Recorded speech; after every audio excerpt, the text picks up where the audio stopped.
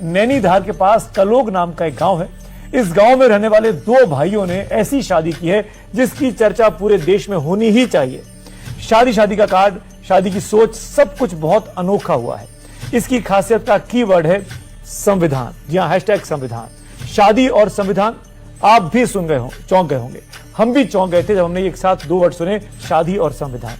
जब शादी का कार्ड देखा और शादी के बारे में सुना था, हमारी ये कहानी देश के नेताओं को जरूर देखनी चाहिए, खास तौर पर उन नेताओं को जो संविधान के नाम पर लंबी चौड़ी राजनीति करते आ रहे हैं।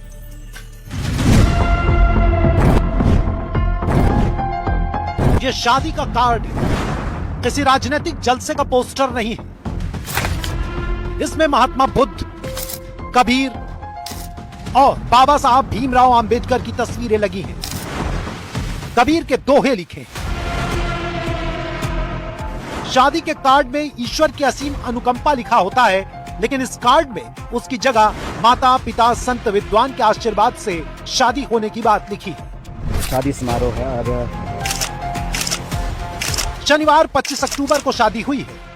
दो भाइयों ने एक साथ शादी की है, सुनील के साथ ऋतु और विनोद के साथ रीना। अब इस शादी के कुछ वीडियो और तस्वीर देखिए और कहानी को समझने की कोशिश कीजिए।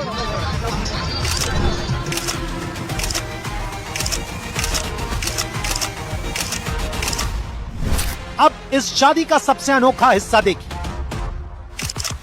जब दूल्हा दुल्हन मंच पर बैठे थे तो दो लोग आते हैं। एक के हाथ में भीमराव अंबेडकर की तस्वीर थी, दूसरे के हाथ में महात्मा बुद्ध थी। दोनों के पास संविधान की एक प्रति भी थी। संविधान की कॉपी पर दोनों दूल्हे हाथ रखकर शपथ लेते हैं। दावा है कि शादी यहीं पर पूरी हो जाती है, बाकी दूसरी रस्में निभाई जाती हैं। लेकिन हिंदू विवाह की कानूनी मान्यता के लिए जरूरी सप्तपदी का अभ्यास नहीं किया जाता है। संविधान की शपथ को ही विवाह की अनिवार्य गारंटी मान लिया जाता है। संविधान को साक्षी मानकर विवाह पूरा कर लिया जाता है। ना तो अग्निकुंड है और ना ही आग के साथ फेरे और ना ही दूसरे कर्मकांड।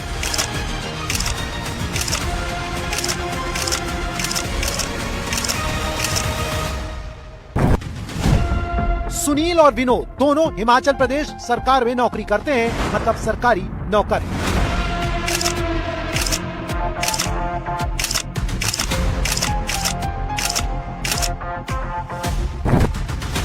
भारत की राजनीति में संविधान खतरे में है कहकर 2024 के लोकसभा चुनाव को आक्रामक बनाया गया। जानकारों ने कहा कि इससे संदेश गया कि अनुसूचित जाति जनजाति का आरक्षण खतरे में है। चुनाव खत्म हुआ तो खतरा भी मानो टल गया।